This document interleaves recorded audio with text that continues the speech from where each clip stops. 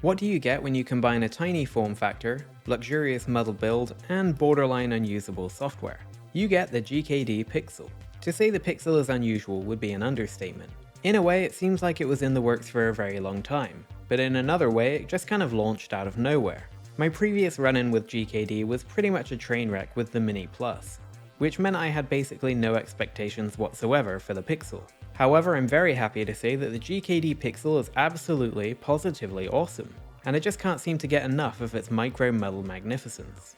We're going to review this handheld, but in a bit of a different way than usual, because in the end the Pixel is a very particular type of device, for a very particular type of person, and it has very specific things that it is and very specific things that it is not. And it is certainly not a device that I would blindly recommend to just anyone. So be sure to stick around as we take an in-depth look at the GKD Pixel.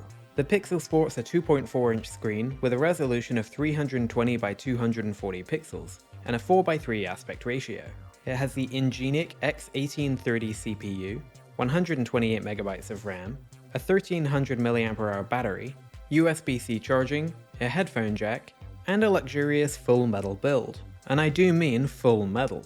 When it comes to aesthetics, the GKD Pixel is a total showstopper, with its premium metal build and a design that is very much like a very tiny space-age Game Boy, which I guess is exactly what this is. It's a device that, in my actual experience, turns heads and makes people ask, what on earth is that?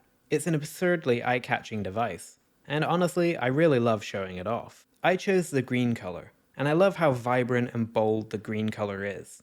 It looks absolutely great. There are various colors available now, and there are more apparently rumored to be on the way, including a transparent black plastic model and a pastel pink model with white buttons, which is just going to totally cook the cozy gaming crowd. I'm telling you, pink and white is untapped as far as retro handhelds go. On the front, you're going to see the recessed screen with the GameKitty Pixel branding, but despite it being kind of framed by the shell, I think it looks pretty slick. You'll also see the all black controls with debossed labels, and these are also made of the same metal as the shell. On the top, you're going to see your inline shoulder buttons. There's no height difference between the two tiers of buttons, and the eagle-eyed of you might notice that L1 and R1 have debossed labels, while L2 and R2 have embossed labels. And once again, these are all made of metal. On the bottom of the device, you'll see the single mono speaker, a Type-C port for charging, and a full-size 3.5mm headphone jack. On the left-hand side, you'll see your metal volume keys, and an SD card slot which has easy access thanks to this cutout. What a genius design point that is. On the right hand side there's a large round function key, and then this very smart angled design, which comprises the power button, along with a very cool 4-step LED battery indicator. When the battery is fully charged, all 4 of these lights are going to be lit up green. When it's at 75%, only 3 of them will, for 50% 2 of them, and 25% just 1. When you plug the device into charge, the LED will either be red or orange while it's charging. This is a very unique and great looking design point that makes the GKD Pixel stand out just that much more. Finally, on the back you're going to see the GKD Pixel branding, along with this kind of ridged design, and a lanyard strap which I absolutely love. Overall, the GKD Pixel is a very smart looking device, with an all metal body, with chamfered corners and a blocky and cute design. It's very, very tiny, but definitely not to a silly or impractical level, for example like the Anbernic RG Nano is. The only outstanding and immediate quirk with the build is that dust and grime tends to gather on the screen edges and corners, which can be pretty hard to get clean. Also, it seems doubtful that you'll be able to find a good fitting screen protector for this, but maybe I'm wrong. Let's not waste any more time and power this device up. After a few moments and a very cute boot sequence, you'll be greeted by the absolutely, well, average screen. It's 2.4 inches and has a 4:3 aspect ratio, and a resolution of 320 by 240 pixels. The problem is that the screen is just not very good. It suffers especially from very poor vertical viewing angles, and a just kind of washed out color profile. Compared to basically any other handheld, the Pixel's display is noticeably just not great. It also lacks in brightness so much that playing outdoors or just in a very well lit environment can be a frustrating experience. And the screen is also extremely reflective. That might sound really bad, but don't click off the video just yet, because we're going to return to this thought a little bit later after we explore the device as a whole. The Linux-based operating system here uses the IUX 2.0 front end, which is the same as it was on the original GKD Mini Plus.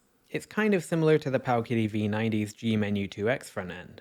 but the operating system here is certainly not what I would call beginner-friendly, and to say that the user interface is clunky would be a massive understatement. The top-level menu contains links to emulators, games, and RetroArch, which is immediately confusing because what do each of these do? In this case, the emulator section contains your standalone emulators, the games section contains ports, and the RetroArch section launches games with RetroArch cores. Some of the system names within these menus can also be really unclear.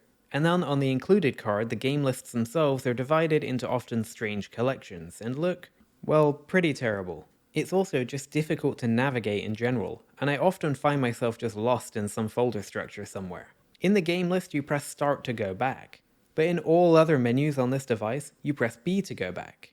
Oh, and it took me a long time to realize that the secondary lists are vertical, not horizontal like the top level lists are. Well, anyway, there's also a beta section which contains some additional systems like NeoGeo and Supervision. And the stock OS also comes with a number of apps, including the GMU Music Player, in both English and Chinese, FF Play, and a file manager. There's also a settings menu which gives you a wealth of options to customize your device, including changing the theme and the font sizes, the wallpaper, and the ability to auto-load your latest game and save when you power the device on. When you're in-game, the function key on the right-hand side of the device will sometimes open the in-game menu, although some emulators have other hotkey combinations instead. Or they might just use the select button. This menu is generally different for each system, since they're all using standalone emulators, and the options that are available will vary. When you launch a game with a RetroArch core, you'll have a more unified menu, which include options for frame skip, aspect ratios, and save states. All of this is to say that this is really not a beginner-friendly or intuitive operating system at all, and that this is definitely not a pick-up-and-play device either. In fact, the general use of the operating system is just pretty terrible overall. It's cluttered, confusing, and just kind of annoying to navigate. However, I will say that the big highlight for me in the stock experience at least is the games section. The stock SD card came with a number of really good ports, including classics like Doom, Cave Story, and Open Tyrian, and even some more out there ports like Sonic Robo Blast 2, albeit a very ancient version. I could spend a lot more time going over how confusing this operating system is, but once again we'll come back to this thought a little bit later. For now, let's jump into a game and get playing. The controls on the GKD Pixel are interesting. They're made of metal, like the shell, and use rubber membrane connections. They're firm and chunky to push down on, but you might also hear a bit of a clicky response.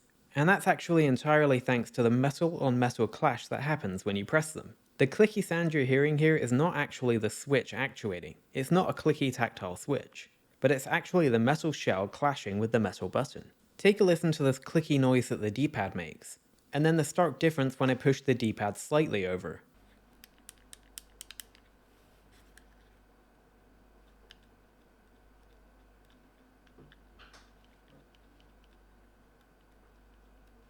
The sound just totally stops. This makes for a somewhat inconsistent feedback depending on how you hold the Pixel and how you press each button each time. It's either a soft membrane, or it has a bit of a snap to it. This really isn't a problem, but you will notice the inconsistency constantly.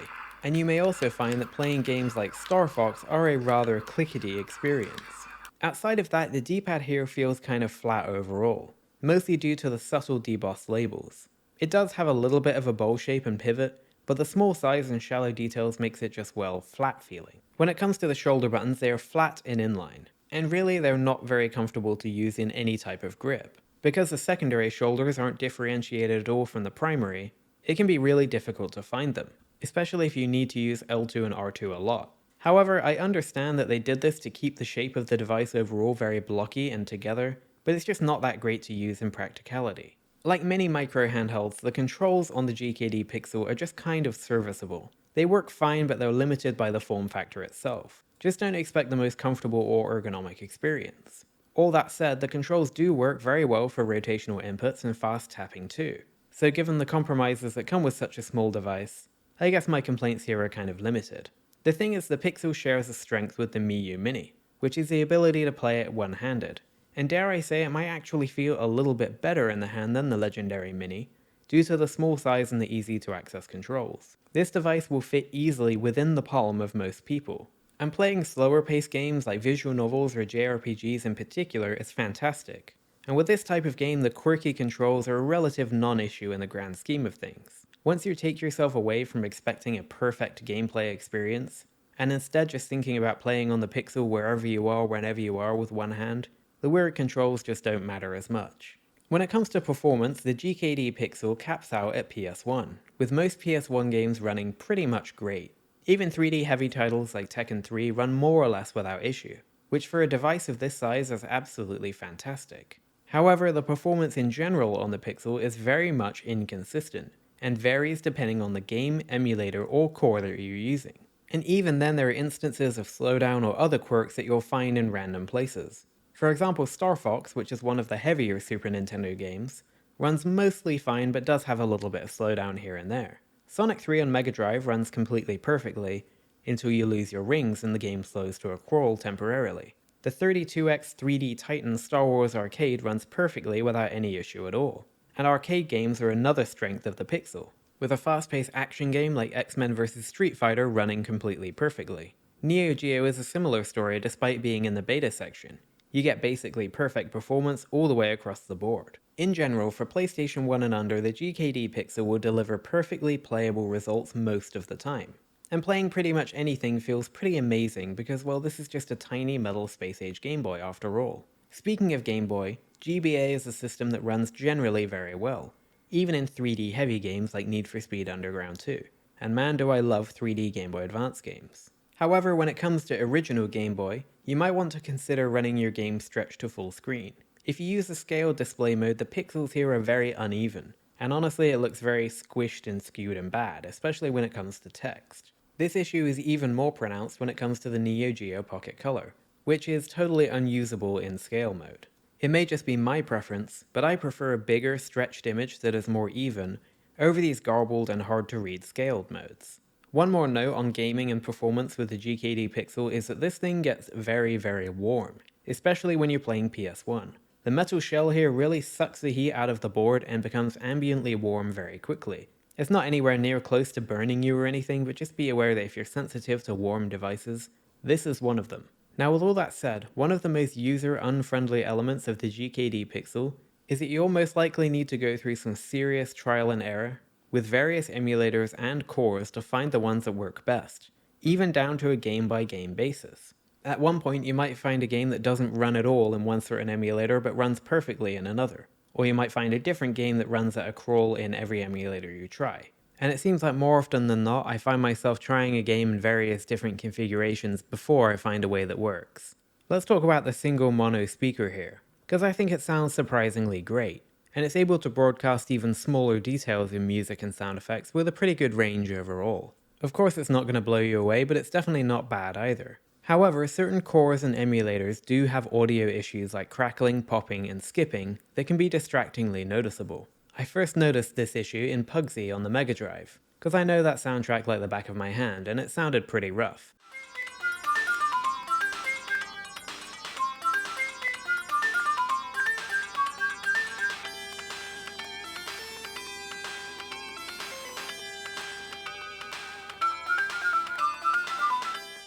However, this issue definitely presents itself on a case-by-case basis. For example, I played Pokemon Blue on the RetroArch core and the popping was extremely noticeable.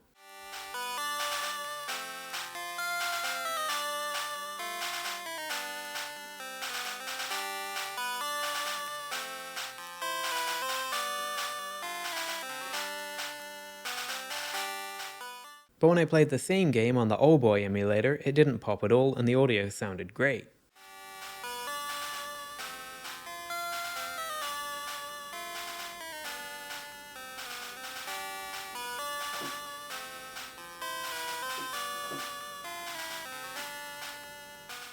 Pugsy on the Genesis SX emulator pops a lot.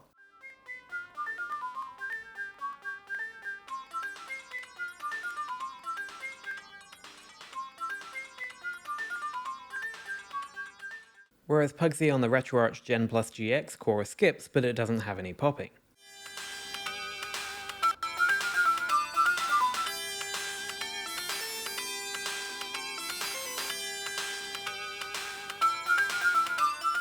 However, running the device on the standalone PRCO drive emulator didn't give me popping or skipping, and the audio sounded great.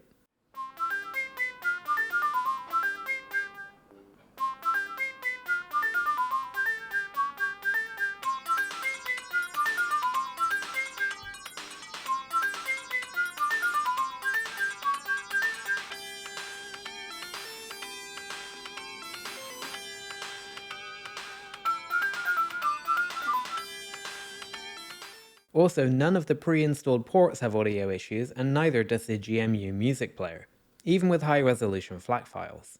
It seems to be an issue with the onboard speaker itself, because plugging in some headphones or a speaker will resolve it most of the time. I ended up finding the workaround for this issue, because I couldn't tell why sometimes the game would crack and pop in its audio and other times it wouldn't.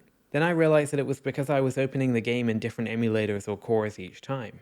And that's because this operating system makes it really hard to keep track of which emulator I was playing at any time. Just another unfriendly software point, I guess. In summary though, outside of this mostly avoidable issue, the mono speaker on the GKD Pixel is surprisingly great, and works well if you want to play your game audio out loud. Moving on, the Pixel doesn't support any extra features like controller support or video output. There's also a Wi-Fi menu here, but Wi-Fi just doesn't seem to work under any circumstances. And I'm actually doubtful as to whether there's a Wi-Fi chip on here at all. The inbuilt media players work perfectly well, with both GMU and FFplay being open source softwares. GMU is particularly nice as an MP3 player once you get the hang of how to control it, and it works really well on the GKD Pixel as a kind of basic MP3 player. Unlike the RG Nano though, there's no DAC or anything here, so you're not going to get really good quality audio, but for the casual listener it sounds just fine. And also, unlike the RG Nano, this does have more than about 45 minutes of battery when you're using GMU. So overall, what you get with the GKD Pixel is a kind of odd and quirky device that is maybe more suited to enthusiasts than anybody else. But before I wrap up with my likes and dislikes, I want to compare this to its other one-handed competition, that being of course the Miyoo Mini. Here I have the Miyoo Mini V4, so you can see the size difference between the two. Both of them are pocketable, and both of them are perfectly fine for playing with one hand. And the performance level between the two is pretty much the same as well. But I think each of these are really suited for a certain type of person. In terms of size, the GKD Pixel is obviously smaller than the Miyoo Mini, but it's also around about the exact same weight, thanks to that metal shell. Also thanks to that metal shell, the GKD Pixel's build quality is a little better too. And because the screen is recessed into the shell of the Pixel, you don't have to worry about it falling out like you might on the Miyoo Mini, although that is an easy fix. All in all though, the GKD Pixel is definitely more compact and more pocketable than the Miyoo Mini. Really, you can throw this thing in any bag or zip it into any pocket and it's basically always gonna fit. And because it's all contained in this same blocky shape with nothing sticking out, it's just kind of easier to handle and carry around. And I also think that the GKD Pixel is a little more eye-catching and interesting to look at than the Miyoo Mini, although they are both really cool devices. However, where the Miyoo Mini really wins this contest is of course in software. And that's because the Miyoo Mini's Onion OS is still the best software experience available on the market right now, and is much easier to use for both advanced users and beginners. It's also a much more mature and well thought out operating system, with a lot of community backing behind it. And honestly, compared to the GKD Pixel, it makes the Pixel look completely unusable. That's honestly where I would end the comparison between the GKD Pixel and the Miyoo Mini. And I'm going to sum this comparison up in a moment, but first I want to give you my likes and dislikes of the GKD Pixel. And I'll start here with my likes. I like that this device is very eye-catching. It has a simple but striking design, and great bold colors. And when you combine that with the tiny size, the GKD Pixel is undoubtedly an extremely eye-catching device. I like the overall performance, because in general the GKD Pixel can play everything from PS1 and under, and I haven't found any significant issue with any kind of performance that I haven't been able to resolve. Of course, getting to that good performance is another thing which we'll talk about in a moment. There are a few things I like about the software here. For example, there's a lot of choice of which emulator or core you want to use. And it's also fairly easy to add your own games to the SD card as well. But my favorite thing about the software is that there are a bunch of ports installed too. And there are some really interesting ones at that. I really like the battery indicator on the right hand side of the device. It's a very interesting way to show the battery level, and I like that it's based in hardware and not software, which is just a bit more reliable than the software battery indicator. Once you find a way to play your game where it doesn't have cracking and popping, the speaker on this device is actually really good. And despite the tiny size of the device, it also has a headphone jack. And once again, going back to that compact size, I love that you can just throw this device absolutely anywhere you want. For example, here I have this Japanese smartphone holder and the GKD Pixel fits in it perfectly. I also really like that it has a lanyard strap. It's not a huge thing, but I just really like being able to put something on here. The GKD Pixel is very much an accessory-like device anyway, and the lanyard strap just makes it a bit nicer in that regard.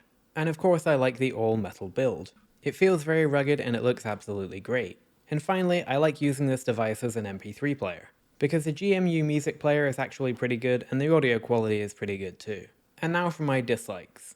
First of all is the screen. There's no denying that the screen just is not very good at all. If you're absolutely straight on at max brightness, it's fine, but in any other situation it can be dull, washed out, and just not very good. Of course, the next big one is the software. It is not user-friendly at all, and I would go beyond that and say it's just not friendly to anybody. It's clunky, it's annoying to use, the file browsing is terrible, and it feels obvious that this operating system is not ready for prime time and it's definitely not beginner-friendly. Speaking of beginner-friendly, this device is not beginner-friendly at all, and that is of course all to do with the software. Another note on the software is that it takes quite a while to find the ways that your games are going to run well, and it feels like there's a lot of trial and error that goes into just basic use of this handheld. Next is the dirt and grime that tends to gather around the edges of the screen, but I also don't like having to clean it because it feels like the screen will break if I do. I don't like how much the shell heats up, especially when you're playing PS1 games. It is really noticeable, especially if you put the device on standby and put it in your pocket. It's just ambiently warm. And next is the shoulder buttons, which are just awkwardly placed and difficult to use. However, I do definitely concede that this is in keeping with the compact nature of the device, so it's kind of okay. At the beginning of this video I said that the GKD Pixel was a particular type of device for a particular type of person. And what I meant by that is that this is not a beginner-friendly pick up and play device. It's not the kind of retro handheld that is just pick up and play and you're not going to have any problems. For example, like the aforementioned Miyoo Mini. Instead, the Pixel is kind of an enthusiast device. It's an incredibly cool piece of tech that shows just how compact we can make portable gaming devices these days. But that kind of comes with its own quirks, like the weird clunky clickety controls, the not so great screen, and the operating system that doesn't really work very well. But for those who don't mind diving in and getting a little technical and just tinkering with things here and there, the GKD Pixel can be positively magic. Now, I'm very familiar with this kind of device and I'm kind of technically minded, and so I personally find the GKD Pixel to be absolutely wonderful, and I have very much enjoyed my time with it so far. I love that it's so tiny that I can take it absolutely anywhere, and because at this point I've gotten pretty familiar with the operating system and which emulators to use and when and for what game, the GKD Pixel has just become a really pleasant device to carry around with me, well, basically anywhere. Actually, I thought of one more person that this device might be for, and that's the accessorizer. If you like just having a cool accessory to carry around in your bag or even say on a keyring or something, the GKD Pixel will fulfill that purpose and no doubt be a conversation starter for anybody who sees it too. And that just about sums up the GKD Pixel. Let me know what you think about this device in the comment box below. Do you like it, or are you planning to pick one up yourself?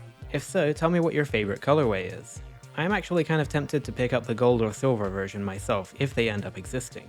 I want to say a big thanks to Go Game Geek for providing the GKD Pixel for this review. As always, they didn't see this review before it went live, and they didn't have any influence over the video either. If you want to pick up a GKD Pixel for yourself, check their website in the description box below, and also feel free to use the discount code RB77 for 15% off your entire order. And that's this one done. Thank you very much for watching Retro Breeze, and I look forward to seeing you again next time.